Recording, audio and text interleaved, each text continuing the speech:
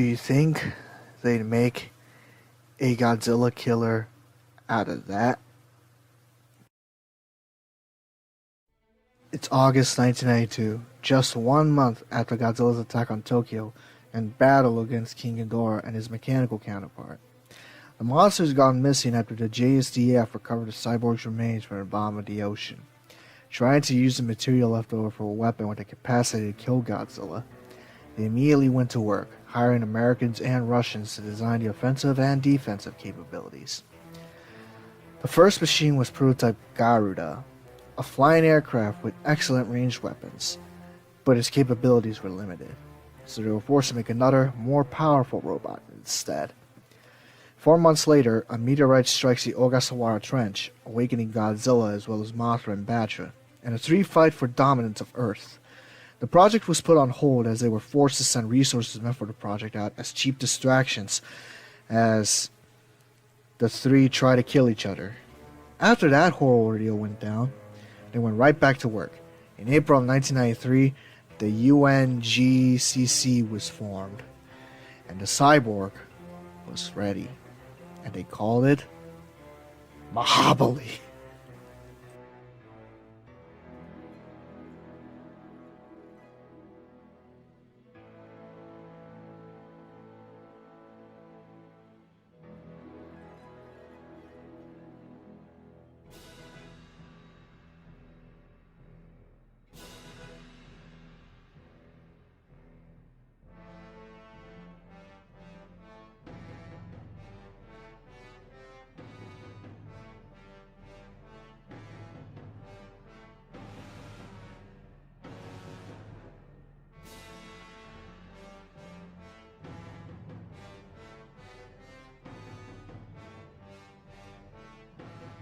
Godzilla vs. Mechagodzilla 2.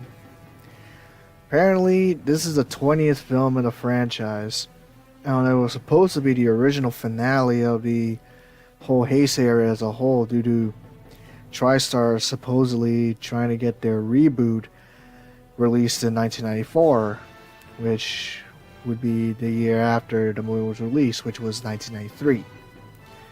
This movie is a cult classic among many fans, including ElGoji, as Mechagodzilla is a total beast around here.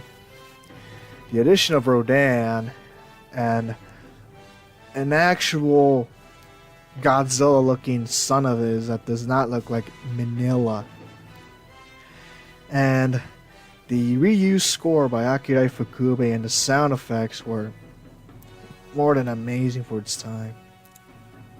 But alas, the reboot was delayed and this was forced to continue. How?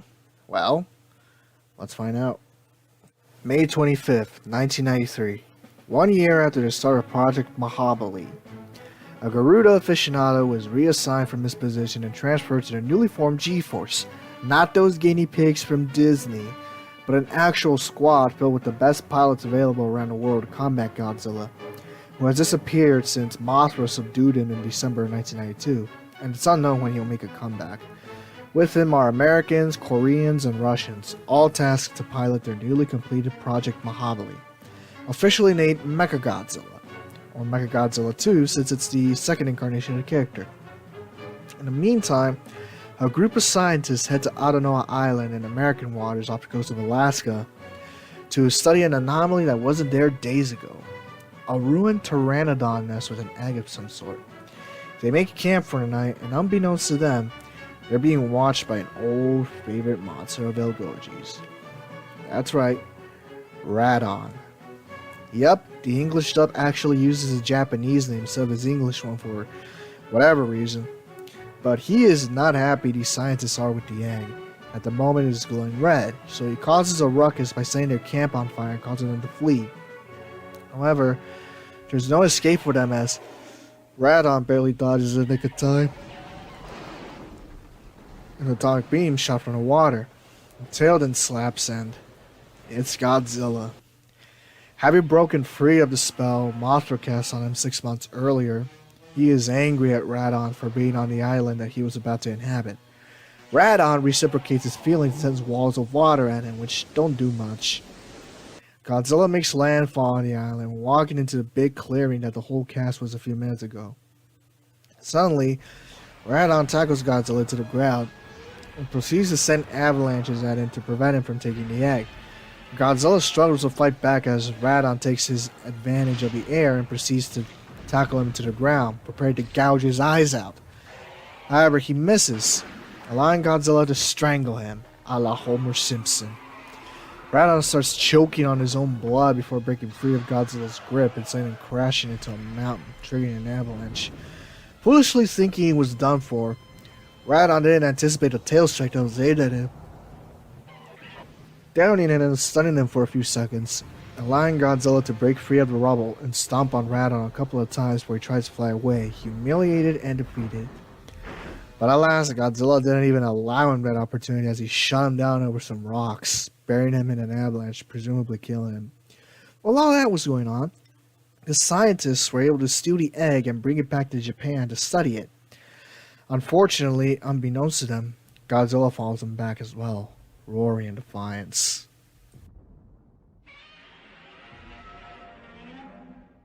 Apparently, the Garuda guy is also a fan of pteranodons, and thanks to the TV, he was able to find out that the egg that the scientists found out of nowhere is in Kyoto. So naturally, he heads there to study it, aka photographs, much to the chagrin of the researcher there, who wants him out of the place.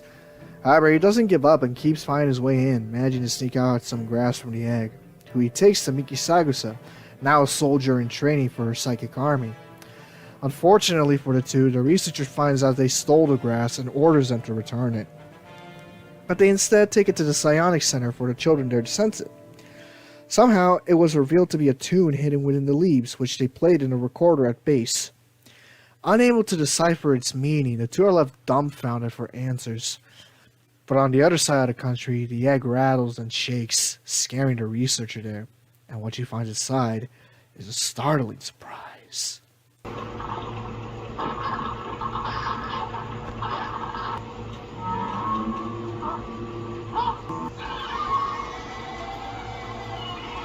Sagusa and Garuda guy are summoned to the research lab in Kyoto and find to their shock that it wasn't a pteranodon that hatched, but rather a Godzillasaurus. The reason why Godzilla was intent on taking the egg from Rodan and was in a state of panic rather than fury.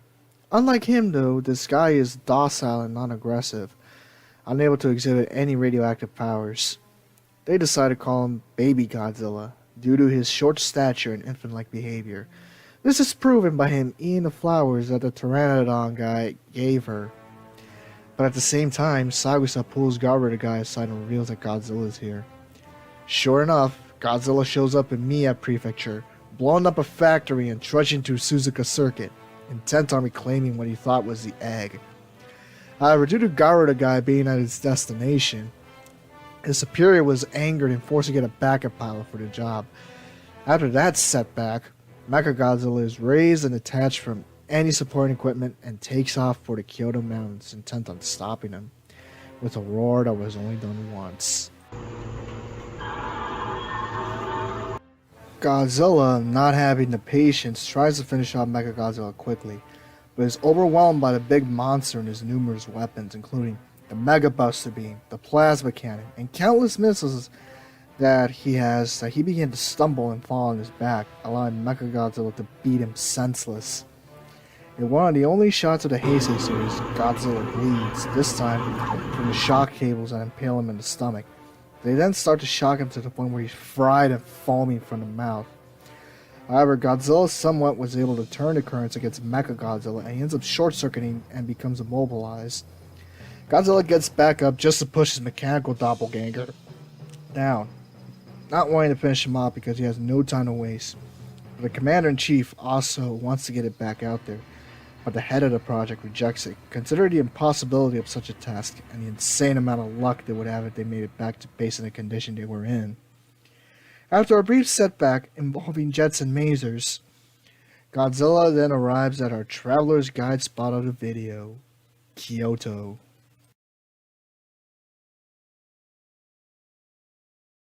Kyoto is the old capital of Japan since the year 794 until the Edo period. Its letters are the exact same as Tokyo's name, only rearranged, if you can guess where. It is the second most populous city in the Kansai region after Osaka. For all you video game nerds, Kyoto is where Nintendo was founded and still exists there since 1889, putting the city on the map for future generations of video game nerds to come and see it in its full glory. It is also considered a cultural capital of Japan due to so many traditions still being upheld there, most notably the geisha that roam the city. They are actual working geisha who partake in business meetings, reunions, and anything of the sort. Please don't disturb them if you visit, and unless if one is truly willing to take a photo with you or is like a poser, don't do it, because it's still a job that they have to do. And you know how strict the work code in Japan is. It's actually the place where I was set to study for the summer of 2020, thus me pitching the idea of a Godzillathon live from Japan to ElGoji98 before current world event happened. He was definitely going to visit the homestay, and we would tour the city to visit Kyoto Tower, Nintendo, the pagodas, and just plain immerse ourselves in the time period before 1868.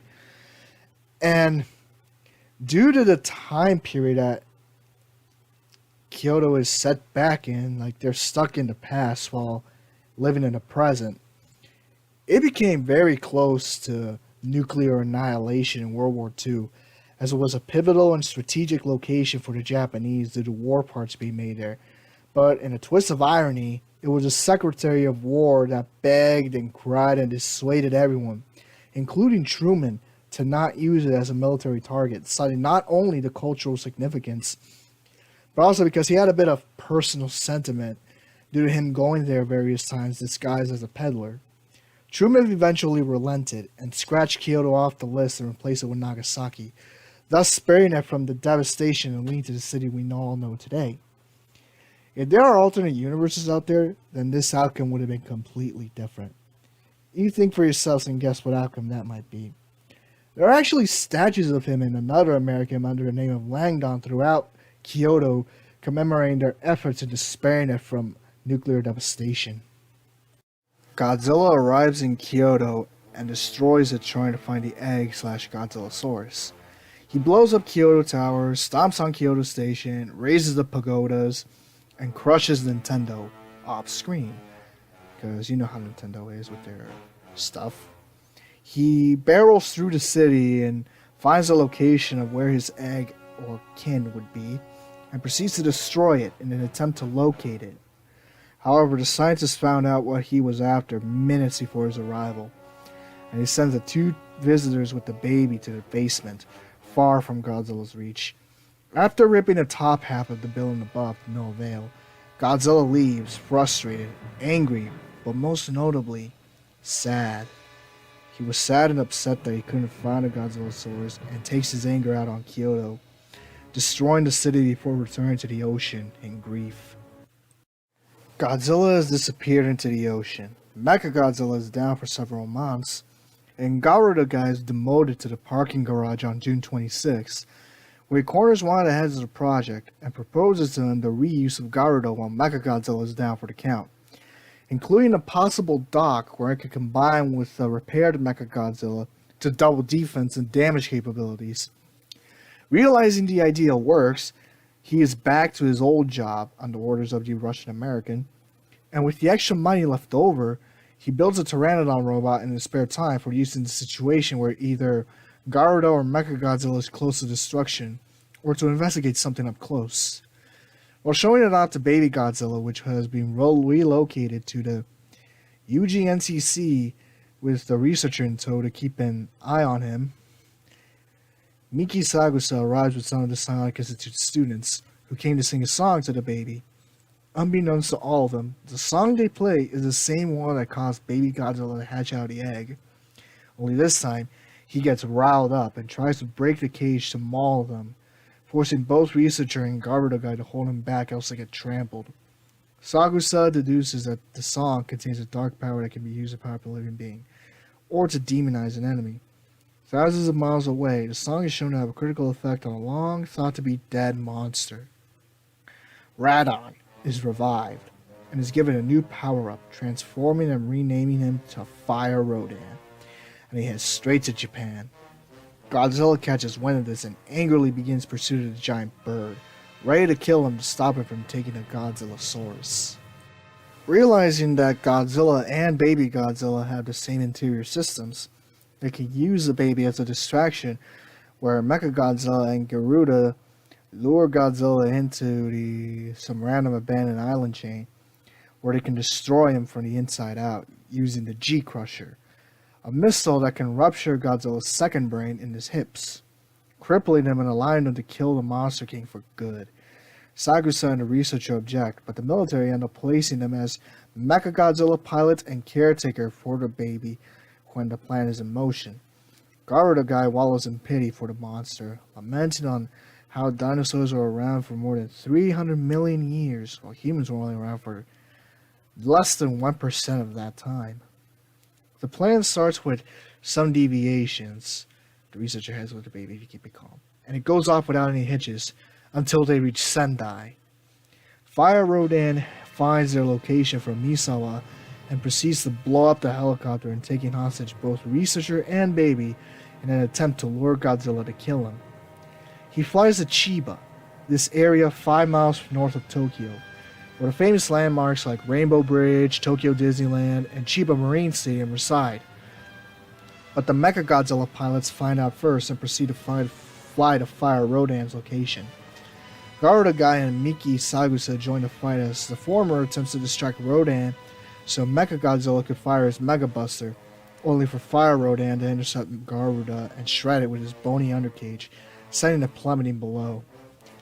Garuda Guy's former superior angrily avenges him by blasting Fire Rodan in the face with his Mega Buster and shreds his undercage with a plasma can after a few hits from his uranium heat beam, but not before having his eye pecked out. The latter deals with Godzilla, who has just arrived near Makuhari, demanding that Fire Rodan get triggered down by Mechagodzilla. Realizing what he was about to do, the pilots tried to stop him, but it was too late. Angered and determined to not let the power go in vain, Godzilla, now victorious, heads to the place where Garuda Guy and a professor at the Institute were trying to break the researcher and Baby Godzilla out. The pilots, through plot armor, survive and remark at how nature once again proves the folly of man. Realizing that Godzilla will never stop looking for him in one of the saddest scenes of Godzilla history, the researcher abandons Baby Godzilla, crying that she will never forget him, which obviously she will, because she never appears again after this. Left behind, Baby Godzilla is left to fend for himself as Godzilla finally found his next of kin.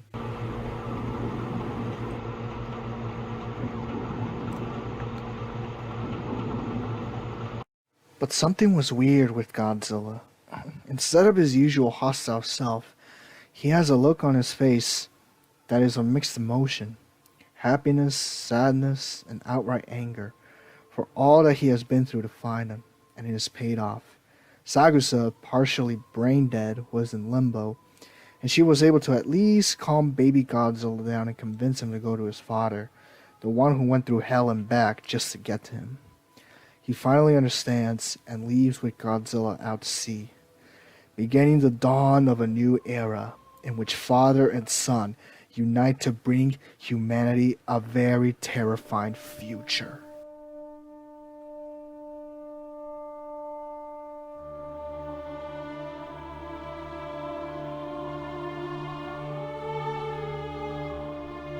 The movie was originally called Godzilla vs. Berserk, and it involved a titular monster fighting with a titular mutation from the manga, forming after Mechagodzilla went out of control. Ishiro Honda was slated to direct this film for old time's sake, but he and Raymond Bird died in the same time before anything could happen. Takao Kawara, who directed the previous film, returned to direct the next film that he anticipated would be his last, because he expected a Godzilla reboot in 1994, like everyone else. Thus, he made a film an anthology of sorts, using callbacks to previous films for fans to recognize. Some worked great, like Godzilla attacking Suzuka Circuit in a factory, while others creeped the viewers out, specifically the Cosmos making a cameo at the Psionics Institute, which left many viewers confused. In a cool little family cameo, Tadao Takashima, father of Masahiro Takashima, makes an appearance in the film when the Psionics Institute, where Garuda Guy and Miki Sagusa appear and request his assistance in deciphering a leaf of grass. Akira Ifukube would get in on this by reusing some old score and updating it for modern times. However, their efforts have all been in vain, as the Godzilla reboot would fail to release in 1994, forcing Toho to release 2 new Godzilla films in the meantime. The movie released on December 20th, 1993, and unlike other Godzilla films, this was marketed as the 40th anniversary film and not Godzilla vs. Space Godzilla, which is odd because the film takes place in the spring and summer of 1993, while Space Godzilla would take place in the summer of 1994. Overall, this film is a mix of callbacks, rescored soundtrack, astounding special effects, and an epic storyline. If you look closely, it truly was meant to be the end of an era, as the Americans at TriStar, who were the distributors of the Heisei/Millennium films, were supposed to have produced and released their own take on Godzilla in 1994, with Stan Winston at the controls of the special effects, but budgetary issues forced them to walk out on the project. Thus, we're stuck with 2 more films to pass through, but hey, at least there's more Heisei Godzilla goodness to come. Or is it?